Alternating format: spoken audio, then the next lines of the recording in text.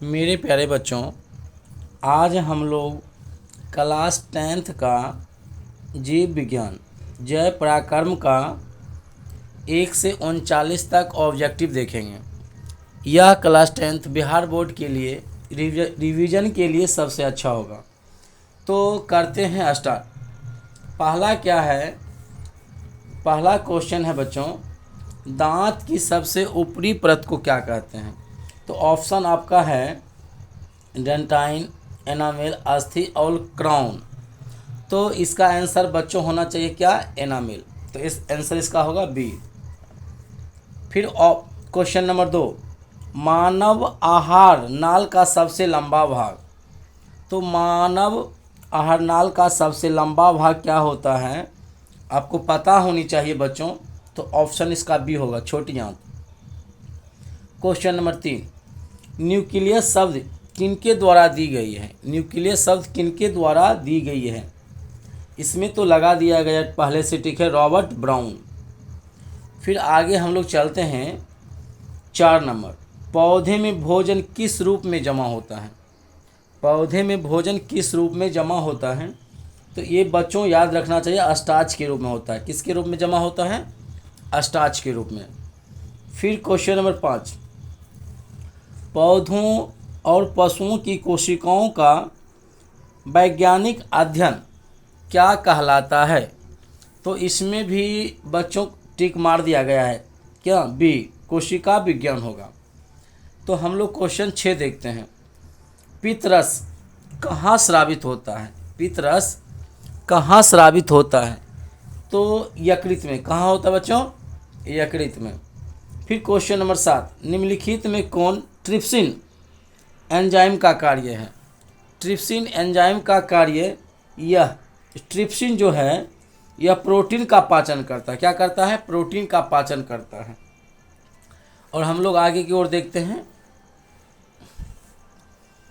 Question number 8, मुख गुहा में आहार का कौन सा भाग, कौन सा, क्या कहते हैं, कौन सा भाग का पाचन होता है?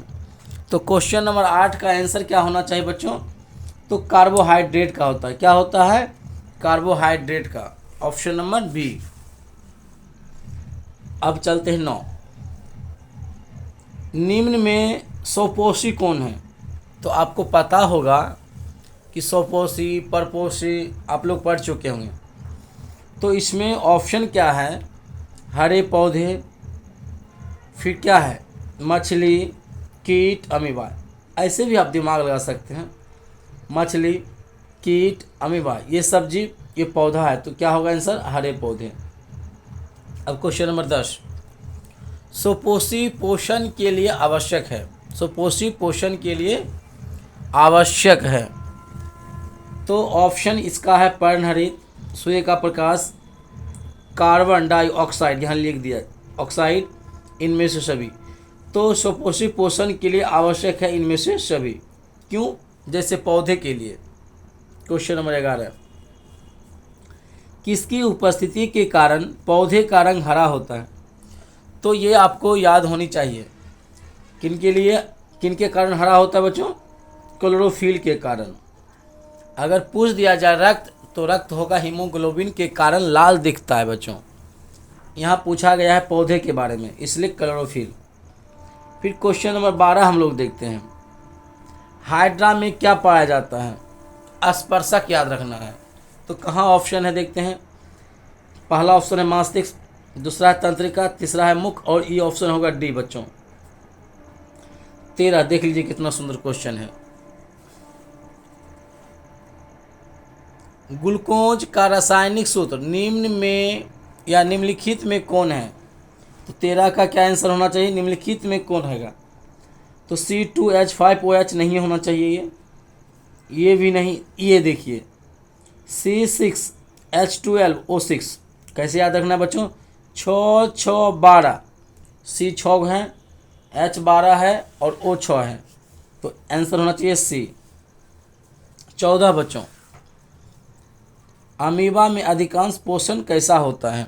अमीबा में अधिकांश पोषण कैसा होता है? तो अमीबा एक प्रकार का अंतःग्रहण का कार्य करता है। कैसा कार्य करता है? अंतर्ग्रहण। तो ऑप्शन बी अंतर्ग्रहण। फिर 15 नंबर क्वेश्चन, प्रकाश संश्लेषण की क्रिया होती है तो हरे पौधे में, किसमें होता है बच्चों? हरे पौधे में। तो सी ऑप्शन नंबर कितना है? सी। अब हम लोग देखते हैं 16, अमीबा अपना भोजन कैसे पकड़ता है? अमीबा अपना भोजन कैसे पकड़ता है? इसका आंसर किससे पकड़ता है? कूटपात। तो क्या होता है? कूटपात। इसके द्वारा अपना भोजन क्या करता है? पकड़ता है। और याद रखिए अमीबा क्या है? एक कोशिकीय जीव है।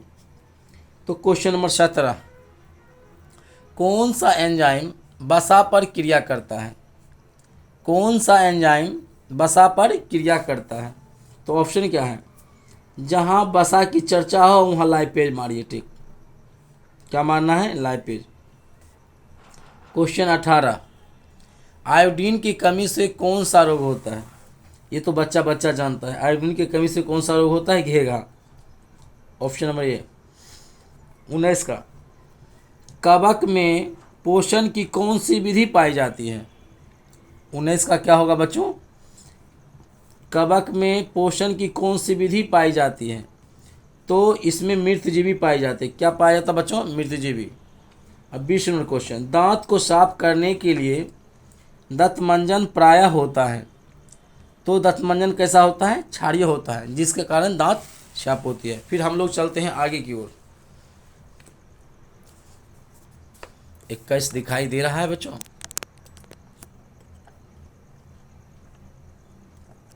तो देखिए,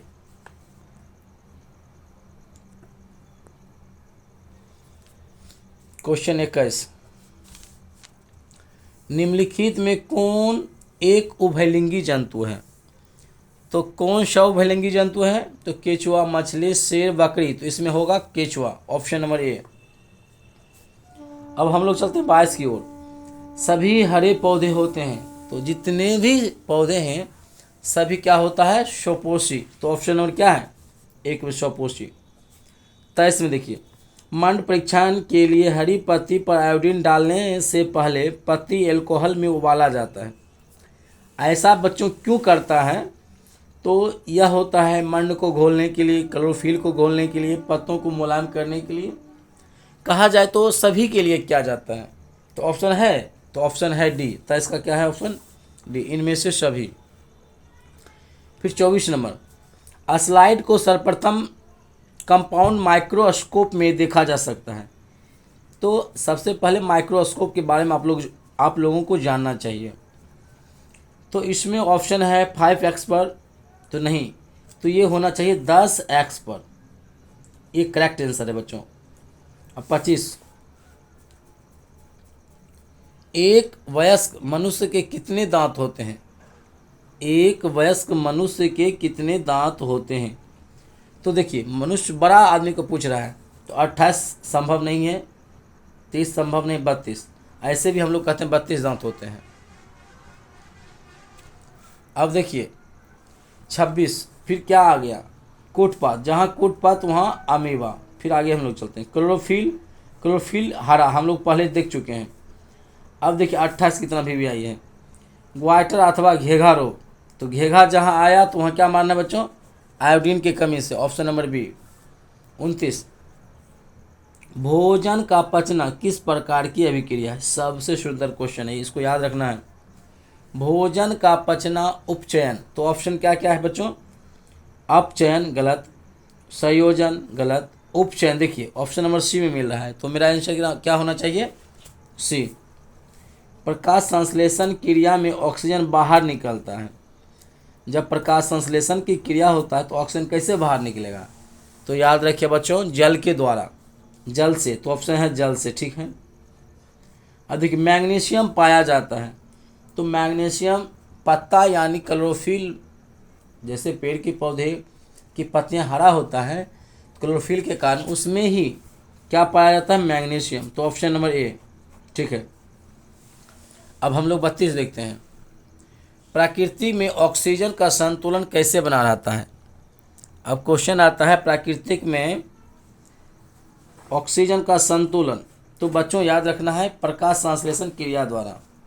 किसके द्वारा? प्रकाश संश्लेषण क्रिया द्वारा। फिर हम लोग देखते हैं जीवन की एक महत्वपूर्ण विशेषता क्या है। जीवन की एक विशेष और महत्वपूर्ण विशेषता उसकी वृद्धि है, और विकास और वृद्धि में अंतर बहुत है, आप लोग देख लीजिएगा।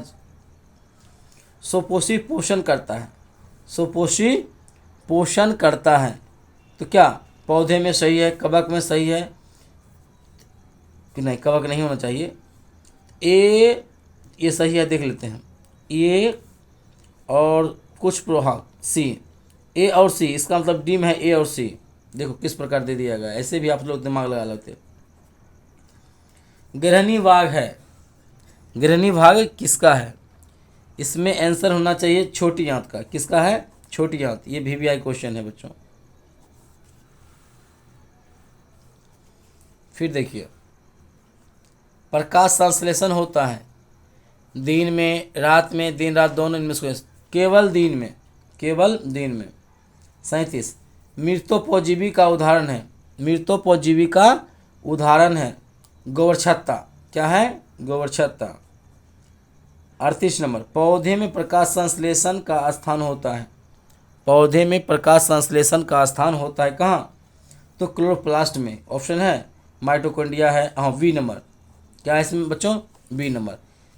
इस चैप्टर का लास्ट क्वेश्चन 39 नंबर परिसेशिका हिस्सा है, किसका होना चाहिए? तंत्रिका तंत्र। ऑप्शन है हाँ बच्चों, देखिए पहला आहार नाल का, दूसरा तंत्रिका दिए। अध्याय 1 खत्म होता है और अगले अध्याय हम लोग अगले वीडियो में लाएंगे। Thank you so much.